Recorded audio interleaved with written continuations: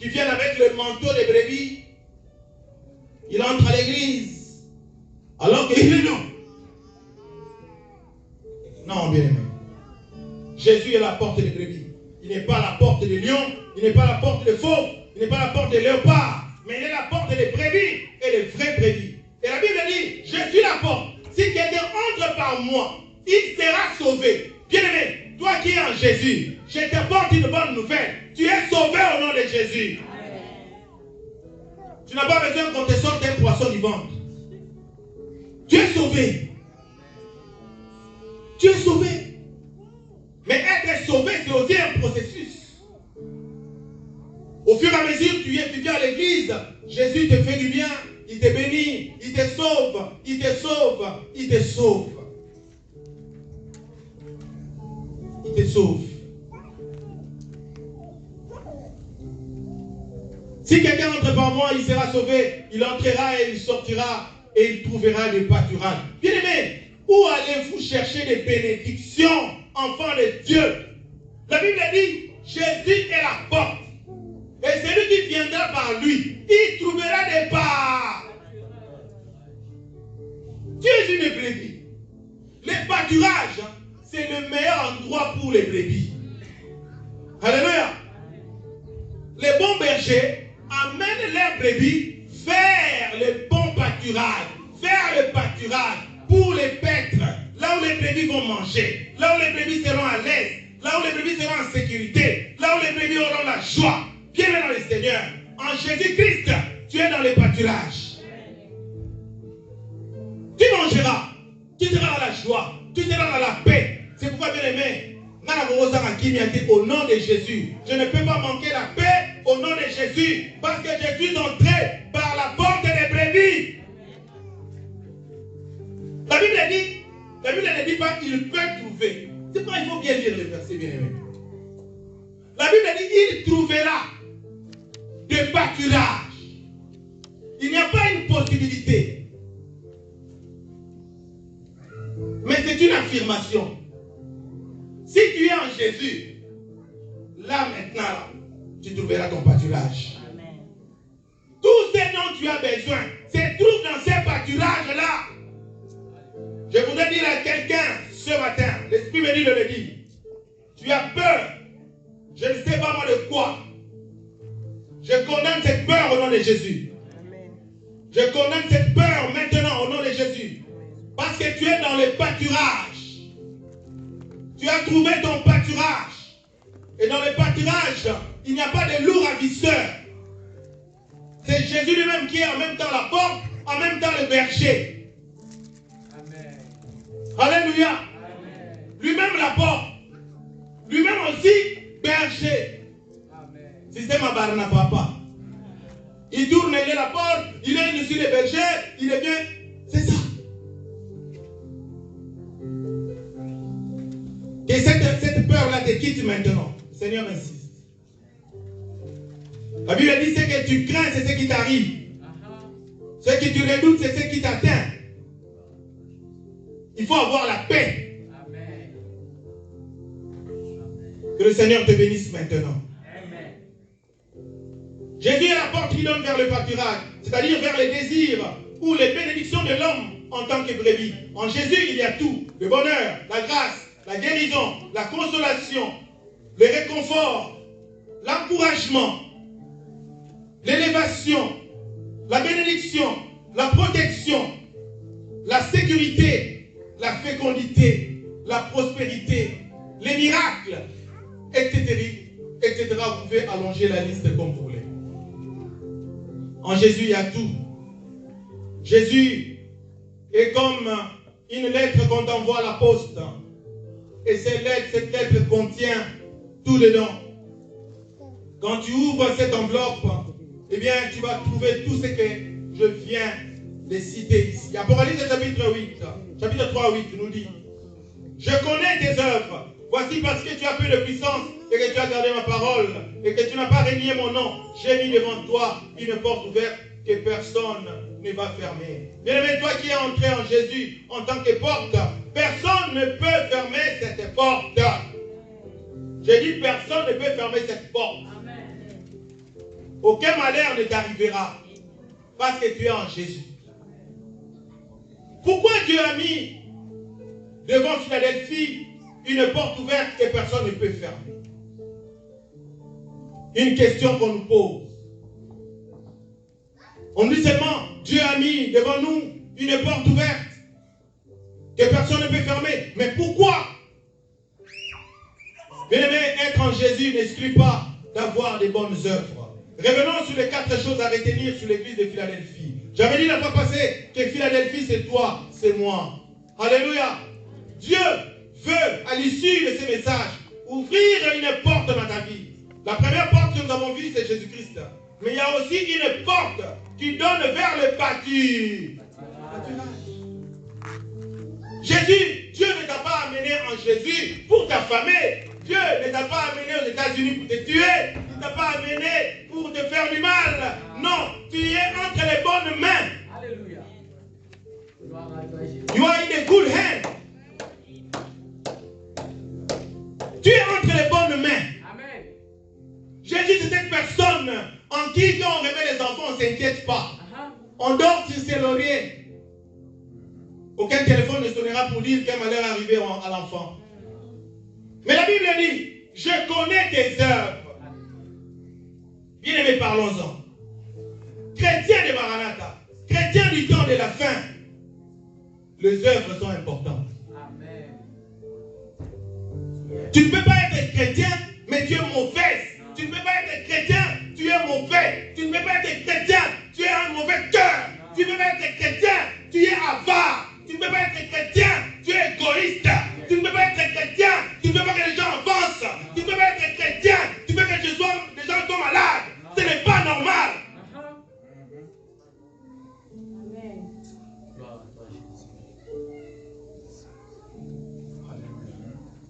Un chrétien, c'est celui qui a un bon cœur. C'est celui qui fait du bien aux gens.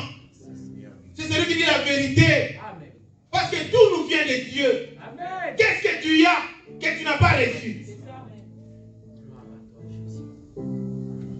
Quand nous on grandissait, les papas qui achetaient des voitures, tu veux monter, c'est monter. Quitte ça. Tu vas lever les pieds. Quitte. Mais nous aujourd'hui on a acheté des voitures, on a dit que c'est rien. Oh, bien aimé, est-ce qu'il y a chose même sur la terre là? Il y a chose. Mais non, nous en Côte d'Ivoire, nous parlons comme ça. Est-ce qu'il y a chose même sur la terre? Hein? Il y a quoi même? Tout ce que tu as là, dis-moi, qu'est-ce que tu as que tu n'as pas reçu? Alors bien aimé, c'est Dieu qui est quelqu'un. C'est Jésus-Christ qui est quelqu'un. C'est pourquoi j'aime le servir. Même si je suis fatigué comme ce matin. Fatigué. Mais poursuivant toujours. Ayez les bonnes œuvres. En lisant Apocalypse 3:8, j'ai compris que si Dieu a mis une porte ouverte devant Philadelphie, c'est à cause de ces 4 réalités de cette église. Les œuvres. Philadelphie avait des bonnes œuvres. C'est pourquoi Dieu a ouvert une porte ouverte. Bien aimé, ce n'est pas parce que nous sommes au temps de la grâce que les œuvres ne sont pas importantes. Non. Nous avons besoin des œuvres. Depuis que tu es devenu égoïste, la nourriture pourrie dans ton frigo, tu n'as pas honte même de les jeter. Toi qui jettes la nourriture, que Dieu te pardonne. Partagez avec les gens. Partagez la nourriture avec les gens. C'est rien du tout. Nous ne savons pas le lendemain. Personne ne connaît sa vie. Nous ne savons pas combien d'unités il nous reste. Nous ne savons pas. Tu téléphones, pas l'appel c'est vous. Oh, je n'ai plus d'unité. Allô. Ça ne parle plus. Vous apprenez que tel est mort. Le temps est fini. Rachetez le temps, car les jours sont mauvais. C'est pourquoi, bien aimés, vous soyez prompt à servir Dieu. Qu'on ne vous pousse plus à venir à l'église. Soyez prompt à servir Dieu. Serve Dieu aujourd'hui mieux qu'hier. Moi, c'est ce que je fais. J'aime servir Dieu aujourd'hui mieux qu'hier. J'aime prêcher aujourd'hui mieux qu'hier. Parce que je sais que mon inspecteur, c'est Jésus de Nazareth. C'est lui qui me paie. C'est Jésus qui est de Nazareth. Serve Dieu mieux qu'hier. Nous ne connaissons pas là où nous allons. Que les grandes puissances, les pays puissants où nous sommes ne vous trompent pas. C'est Dieu qui connaît tout. Tu as peu de puissance. Bien aimé, c'est vrai, Philadelphie avait peu de puissance. Mais ça n'a pas empêché Dieu à lui ouvrir une porte. Avec le peu de puissance que tu as, sers Dieu avec. Dieu a dit, si vous avez un peu de foi, comme le grain de sénévé, vous ferez de grandes choses. Vous déplacerez les montagnes. Mais toi, quand il s'agit de gagner une âme au Seigneur, tu dis, je ne connais pas les versets, je ne connais pas les versets. On te dit, si tu as la foi comme un grain de sénévé,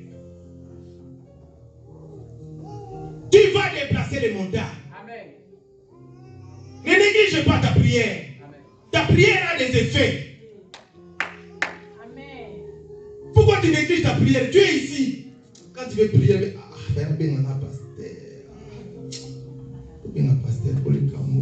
appelons les pasteurs parce que c'est le problème ici. Bien aimé, prie. Ordonne. Souvent nos prières deviennent peu puissantes à cause du péché. Tu veux prier, tu fermes les yeux.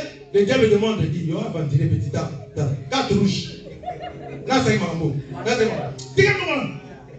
Moi, je suis comme disent les Kinons, au vomi moto. Tu éteins le feu. Mais bien aimé, si tu crains Dieu, tu auras une conscience tranquille. Comme Paul a dit, ayons une bonne conscience. Tu vas prier. Si le diable vient, tu dis, arrière de moi, Satan. Tu continues ta prière. Et ça aura des effets. Tu as gardé ma parole. Bien aimé, la parole de Dieu, il faut la garder. Il faut avoir la parole de Dieu. À tout moment. Il faut la méditer, il faut la partager. Regarder les émissions. Combien d'émissions à la télé tu regardes qui parle de Dieu? Combien? Je ne sais pas. Mais Philadelphie avait gardé ma parole. Tu as gardé ma parole. Bien aimé, ce sont les choses que Dieu va nous dire au ciel. Tu as gardé ma parole. Dieu est honnête. Si tu as gardé la parole, tu as gardé la parole. Amen. Tu as gardé la parole. Amen. À cause de la parole de Dieu que tu gardes, il y aura une porte ouverte devant toi. Tu entreras dans les bons pâturages. Tu ne manqueras de rien. N'aie pas peur. Ce que tu n'as pas encore est encore dans l'invisible. Mais tu vas les posséder bientôt. Quelqu'un dit Amen avec moi. Amen. Ce que tu n'as pas se trouve dans l'invisible. Tu ne l'as pas encore reçu. C'est comme les mails qui tombent sur ton mailbox. Ça se trouve encore à la poste. Toi qui ne sais pas encore. Alléluia. Amen. Mais demain quand tu l'as ouvert, wow, tu es content. Alléluia. Bien aimé, dans les mailbox de Dieu, il y a des choses qui viennent. Il y a des choses qui viennent pour toi. Oh, je t'annonce une bonne nouvelle. Il y a des choses qui viennent vers toi. Et Dieu a dit aussi, tu n'as pas à renier mon nom. Important. Bien aimé, n'ayez point honte de l'évangile. N'ayez point honte de l'évangile. N'ayez point honte de l'évangile. N'ayez point honte de l'évangile. Nous allons lire dans 1 Corinthiens 16, verset 9. 1 Corinthiens 16, rapidement, verset 9. Sorry.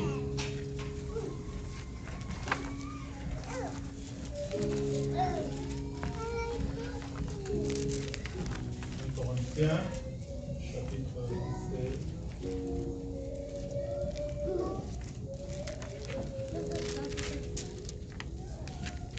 verset 9. Nous lisons au nom de Jésus. Car une porte grande et d'un accès efficace m'est ouverte. Et les adversaires sont nombreux. Alléluia. Amen. Car une porte grande et d'un accès efficace m'est ouverte. Et les adversaires sont comment? Nombreux. Bienvenue dans le Seigneur. Je voudrais te dire, même s'il y a une porte de pâturage qui est ouverte devant toi, mais sache une chose, tes ennemis sont nombreux. Tu as beaucoup d'ennemis, bien-aimé dans le Seigneur. Tu as beaucoup d'ennemis. Les ennemis sont nombreux. Être dans le Seigneur n'exclut pas l'adversité. Être dans le Seigneur n'exclut pas les combats. C'est pourquoi nous vous convions à des prières ici en ces lieux. Chaque vendredi, chaque dimanche, chaque dernier vendredi du mois, vous devez prier. Prier sans cesse. Parce que malgré la porte, les ennemis sont nombreux. C'est la parole. Moi, je viens ici exposer la parole.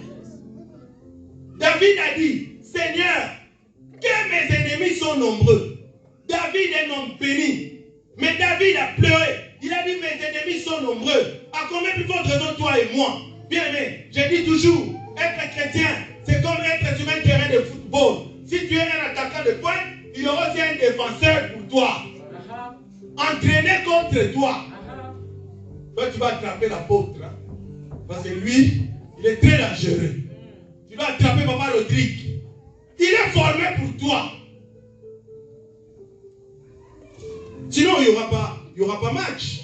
Sinon, il n'y aura pas triomphe. Avec les sans péril, on triomphe sans gloire. Nous sommes sur un terrain de foot et les adversaires sont légaux. Alléluia. Vous entrez sur le terrain et aussi entre. Alléluia. Avec l'aide maillot des adversaires. Boba Kangayo. Pour t'attraper, pour t'empêcher de marquer. C'est pourquoi, quand un attaquant marque un but, il est content.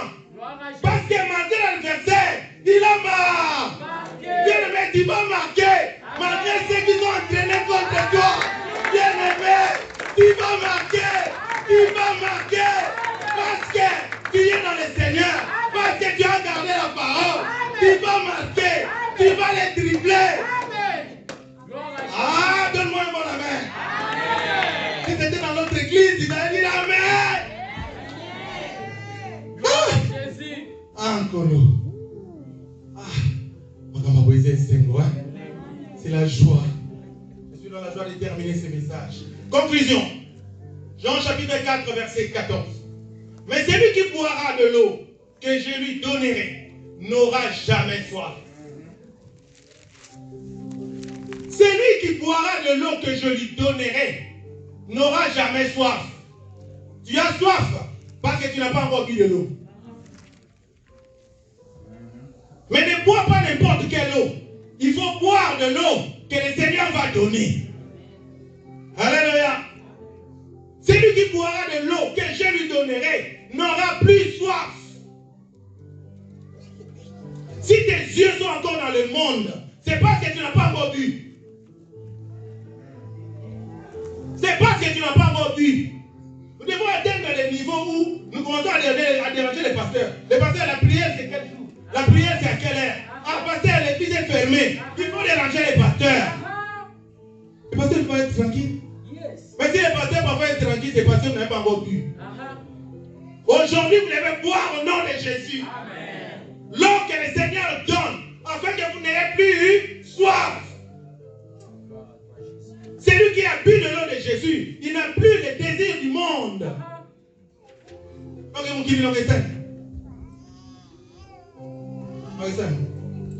Et l'eau que je lui donnerai deviendra en lui une source d'eau qui jaillira jusque dans la vie éternelle.